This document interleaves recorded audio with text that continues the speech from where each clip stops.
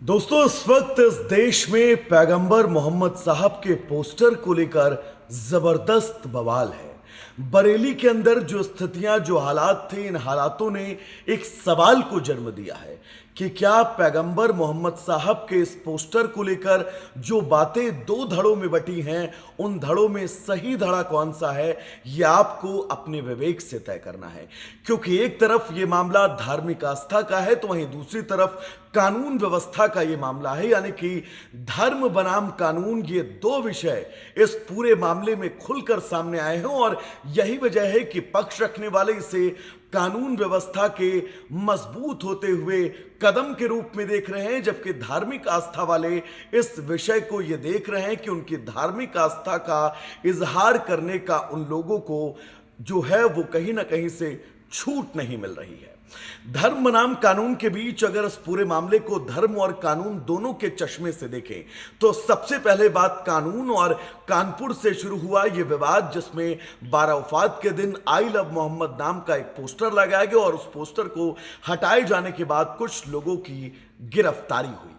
दरअसल अगर बात संविधान की करें तो हमारे संविधान का अनुच्छेद 19 जो मौलिक अधिकार को प्रदर्शित करता है और इसका क्लॉक बने ये कहता है कि हर नागरिक को इस देश में अभिव्यक्ति की स्वतंत्रता का पूर्णतया अधिकार है, तो वहीं अनुच्छेद 19 क्लॉक 2 ये कहता है अगर यही अभिव्यक्ति कानून व्यवस्था बिगाड़ने या फिर सांप्रदायिक तनाव बढ़ाने वाली हो तो उस पर रोक लगाई जा सकती है। यानी कि इस देश के अंदर अभिव्यक्ति की स्वतंत्रता एब्सोल्यूट नहीं है। आपको अभिव्यक्ति की स्वतंत्रता के रूप में कानून व्यवस्था को हाथ में लेने देने वाली किसी भी गतिविधि को साफ तौर पर रोका जा सकता है। जबकि अनुच्छेद 25 ये कहता है कि हर व्यक्ति को धर्म का पालन और अपने धर्म के प्रचार की पूरी तरह से आजादी है और अनुच्छेद 25 का ही जिक्र लगातार धार्मिक आस्था वाले जो लोग हैं वो कर रहे हैं कि जब इस देश का कानून हमें अपने धर्म के प्रचार और इस धर्म के पालन की इजाजत देता है तो आखिर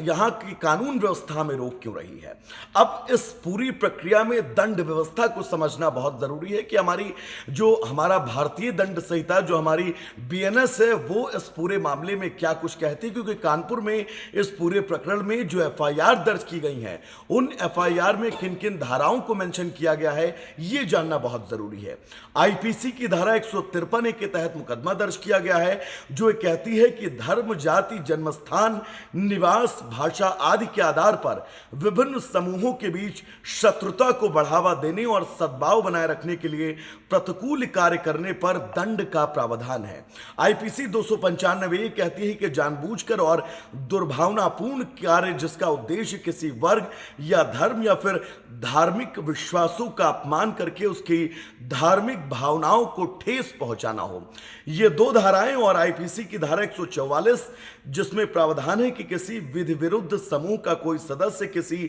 घातक हथियार से लैस जिससे मृत्यु होने की संभावना है तो उसे 2 वर्ष तक का कारावास, जुर्माने या फिर दोनों से दंडित किया जा सकता है। हमारे इस देश की सुप्रीम कोर्ट ने भी ऐसे तमाम मामलों में टिप्पणी की हो और सुप्रीम कोर्ट ने बाकायदा शब्दशः टिप्पणी करते हुए कहा है कि कोई भी धर्म या आस्था दूसरे समुदाय की शांति भंग कतई नहीं कर सकती। कानपुर में जब पुलिस के द्वारा पोस्टर हटाया गया तो पुलिस का ये कहना था कि 12 वफात के दिन इस मोहल्ले में पोस्टर ऐसे नहीं लगते थे और ये नई प्रथा को जन्म दे रहा है, इससे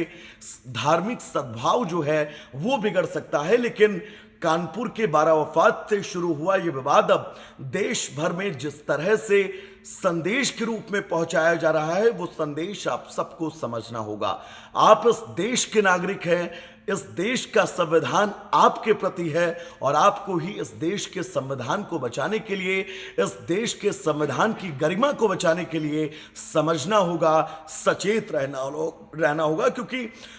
जो लगातार नारेबाजियां हो रही हैं, बरेली से जो तस्वीरें सामने आई, पुलिस का यह तक आरोप है कि पुलिस के ऊपर गोली चलाई गई, ये कहां का मौलिक अधिकार है। सवाल यहां पर यह है। अगर बात कानून व्यवस्था की है, क्योंकि आई लव मोहम्मद कहने से इस देश की कोई ताकत आपको नहीं रोकती है। इस धर्मनिरपेक्ष भारत में आपको पूरी स्वतंत्रता है अपने धर्म का पालन करने की, अपने आराध्य को मोहब्बत करने की। लेकिन इस मोहब्बत के बीच जो जहर